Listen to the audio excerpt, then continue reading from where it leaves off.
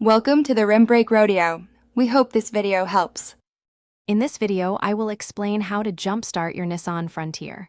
First, ensure you have safety glasses and gloves. Position the working vehicle close enough for cables to reach, but not touching. Turn off both vehicles completely and engage their parking brakes. This preparation is crucial for a safe and successful jumpstart. Now, let's connect the cables. Attach one red positive clamp to the positive terminal of your dead Nissan Frontier battery. Then, connect the other red positive clamp to the positive terminal of the good battery.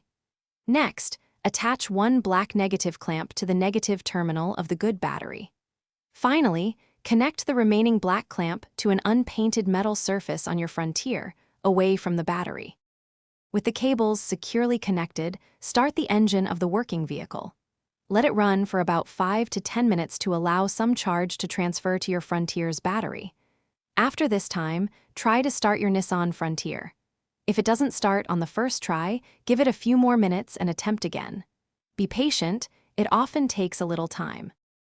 Once your Frontier starts, it's time to disconnect the cables. Carefully remove them in the reverse order of connection.